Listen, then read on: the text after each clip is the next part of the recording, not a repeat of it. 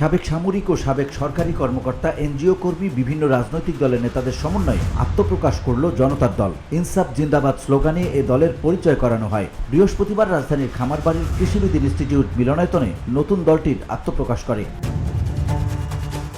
দলটির চেয়ারম্যানের দায়িত্ব পেয়েছেন ব্রিগেডিয়ার জেনারেল অবসরপ্রাপ্ত শামীম কামাল। এদিকে বিকেল 3:30টায় কোরআন তেলাওয়াতের মাধ্যমে আত্মপ্রকাশ অনুষ্ঠান শুরু হয়। এরপর জুলাই আগস্টের অভ্যুত্থানে আহতদের পরিচয় ও সম্মাননা জানানো হয়। এ সময় বেসরকারি বিশ্ববিদ্যালয়ের শিক্ষার্থী ও এনজিও প্রতিনিধিরা বক্তব্য দেন।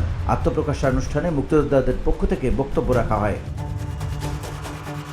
জনতার দল আত্মপ্রকাশ অনুষ্ঠানে বিভিন্ন রাজনৈতিক দলের পক্ষ থেকে বক্তব্য রাখেন আমার বাংলাদেশ পার্টি এবি পার্টির সাধারণ সম্পাদক ব্যারিস্টার আসাদুজ্জামান ফুয়াদ, সাবেক মন্ত্রী নাজিম উদ্দিন আল আজাদ, সাবেক সংসদ সদস্য সিরাজউদ্দিন আহমেদ, সাবেক রাজনীতিবিদ আজম খান, মেজর জেনারেল অবসরপ্রাপ্ত ফজল ইবনে শারেকুজ্জামান, লেফটেন্যান্ট জেনারেল অবসরপ্রাপ্ত সাব্বির আহমেদ, মেজর জেনারেল অবসরপ্রাপ্ত ইসমাইল ফারুক চৌধুরী, সাবেক ছাত্রনেতা মাস্তক হাসান জয় সহ অনেকে।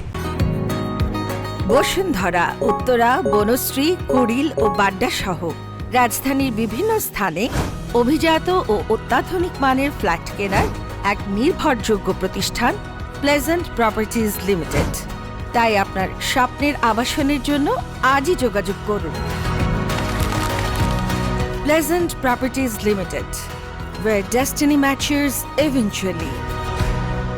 দলের চেয়ারম্যান ব্রিগেডিয়ার জেনারেল অবসরপ্রাপ্ত শামীম কামাল বলেন, আমাদের রাজনৈতিক দর্শন ফিলিস্তিন নেতা তৈরি হতে 2 ঘন্টার সময় লাগে না। আমরা ঐতিহাসিকভাবে মীমাংসিত বিষয় নিয়ে অহেতুক তর্কে জড়াতে চাই না। তিনি বলেন, আমরা শুধু সৎ, সাহসী, শিক্ষিত, দেশপ্রেমিক, নিষ্ঠাবান মানুষ নিয়ে এগোতে চাই। এতে যদি আমাদের 10 জন লোক থাকে, সেই 10 জন নিয়ে এগোতে চাই। বাংলাদেশের রাজনৈতিক দলগুলোর বিগত দিনের ইতিহাস দেখেছি, তাদের সময় শেষ হওয়ার আগে পালিয়ে যেতে বাধ্য হয়। VOD Bangla news desk.